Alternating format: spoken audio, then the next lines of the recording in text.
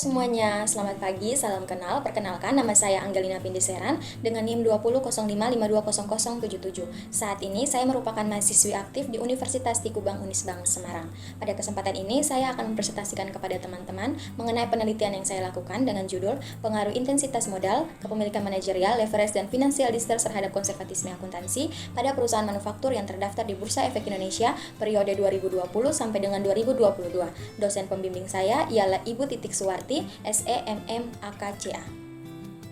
Pertama-tama saya akan menjelaskan kepada teman-teman mengenai latar belakang dari penelitian saya. Seperti yang kita ketahui bersama bahwa tujuan dari sebuah usaha adalah untuk memperoleh keuntungan yang sebesar-besarnya dari setiap transaksi yang ada, dan transaksi-transaksi tersebut yang nantinya akan dicatat dalam sebuah catatan yang dinamakan laporan keuangan. Laporan keuangan ini yang nantinya akan dijadikan sebagai alat untuk pengambilan keputusan. Laporan keuangan disusun berdasarkan Standar Akuntansi Keuangan (SAK) yang ditetapkan oleh Ikatan Akuntan Indonesia (IAI). SAK memberikan kebebasan kepada manajemen untuk memilih teknik dan estimasi yang dapat digunakan. Salah satunya yaitu dengan menggunakan prinsip konservatisme akuntansi. Penerapan prinsip konservatisme akuntansi dalam laporan keuangan akan mengakibatkan pendapatan dan laba yang cenderung rendah dan juga angka biaya yang cenderung tinggi. Hal ini disebabkan karena prinsip tersebut memprediksi terjadinya biaya dan kerugian namun tidak memprediksi adanya pendapatan atau keuntungan. Berdasarkan latar belakang yang sudah saya jelaskan tadi, maka rumusan masalah yang muncul pada penelitian ini yang pertama, bagaimana pengaruh intensitas modal terhadap konservatisme akuntansi pada perusahaan manufaktur yang terdaftar di BEI. Yang kedua, bagaimana pengaruh kepemilikan manajerial terhadap konservatisme akuntansi pada perusahaan manufaktur yang terdaftar di BEI. Yang ketiga, bagaimana pengaruh leverage terhadap konservatisme akuntansi pada perusahaan manufaktur yang terdaftar di BEI. Dan yang keempat, bagaimana pengaruh financial distress terhadap konservatisme akuntansi pada perusahaan manufaktur yang terdaftar di BEI. Selanjutnya, manfaat dari penelitian ini. Yang pertama, penelitian ini bisa dijadikan referensi atau acuan untuk penelitian selanjutnya. Yang kedua, dapat memberikan sumber informasi kepada perusahaan untuk lebih memperhatikan konservatisme akuntansi dan faktor-faktor yang dapat mempengaruhi penerapan konservatisme akuntansi pada perusahaan, khususnya pada sektor manufaktur yang terdaftar di Bursa Efek Indonesia. Pada penelitian ini, peneliti menggunakan beberapa teori, yang itu yang pertama, teori akuntansi positif, yang kedua, teori keagenan, dan juga ada beberapa pengertian dari variabel-variabel yang ada. Yang pertama, variabel dependen, yaitu konservatisme akuntansi. Yang kedua, adanya intensitas modal. Yang ketiga adalah leverage, dan yang terakhir adalah financial distress.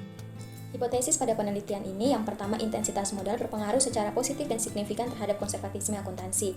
Yang kedua, atau H2, kepemilikan manajerial berpengaruh secara positif dan signifikan terhadap konservatisme akuntansi. Yang ketiga, H3, leverage berpengaruh positif dan signifikan terhadap konservatisme akuntansi. Yang keempat, atau H4, financial distress berpengaruh secara positif dan signifikan terhadap konservatisme akuntansi.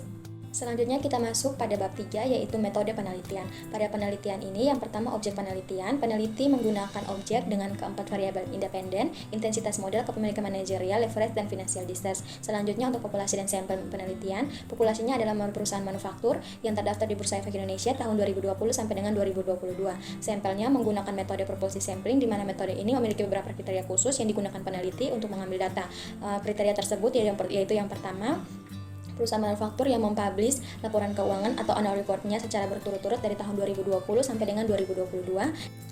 Dan juga kriteria yang kedua yaitu perusahaan yang memiliki variabel sesuai dengan yang peneliti butuhkan. Dan yang ketiga ada jenis dan sumber data.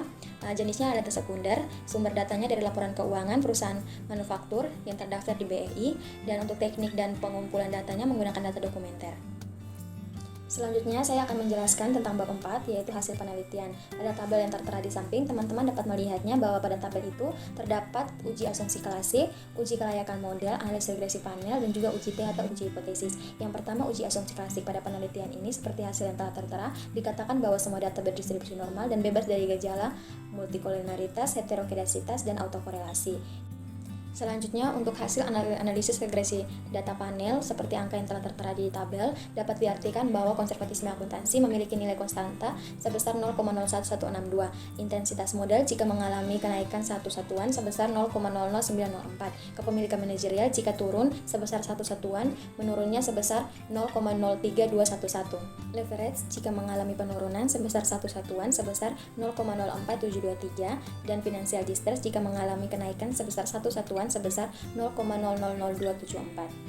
Selanjutnya untuk hasil uji kelayakan model, yang pertama kita lihat uji koefisien determinasi. Di sini nilai adjusted square-nya sebesar 0,180658, yang artinya 18% variabel independen dapat menjelaskan variabel dependen.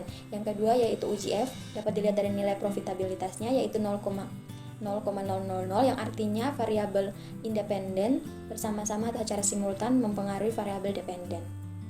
Selanjutnya, saya akan menjelaskan tentang uji T atau uji hipotesis. Yang pertama, kita lihat variabel intensitas modal dengan nilai signifikan 0,0000 dan nilai koefisien sebesar 0,009040. Dan dapat dikatakan bahwa variabel ini memiliki pengaruh yang positif dan signifikan terhadap konservatisme akuntansi, maka hipotesis pertama diterima. Yang kedua adalah variabel kepemilikan manajerial dengan nilai signifikan 0,1869, maka dapat dikatakan bahwa variabel ini tidak berpengaruh terhadap konservatisme akuntansi, maka hipotesis kedua ditolak. Yang ketiga adalah variabel leverage dengan nilai signifikan 0,0904, maka dapat dikatakan bahwa nilai variabel ini tidak berpengaruh terhadap konservatisme akuntansi, maka hipotesis yang ketiga ditolak. Dan yang keempat adalah variabel financial distress dengan nilai signifikan 0,2704, maka dikatakan bahwa variabel financial distress ini tidak berpengaruh terhadap konservatisme akuntansi, maka hipotesis yang keempat ditolak.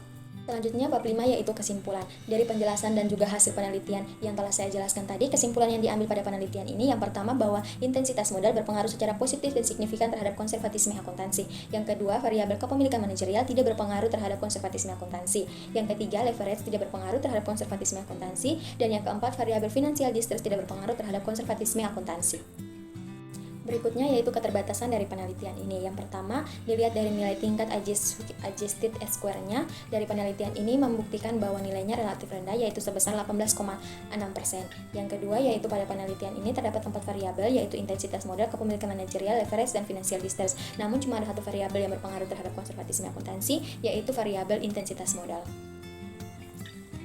Sekian pemaparan saya mengenai penelitian yang saya lakukan. Terima kasih kepada teman-teman yang telah menyaksikan video ini. Semoga apa yang saya sampaikan ini dapat berguna untuk kita dan juga untuk teman-teman yang nantinya akan mengambil penelitian sesuai dengan topik yang saya ambil ini dapat menjadi referensi. Terima kasih, bye-bye semuanya.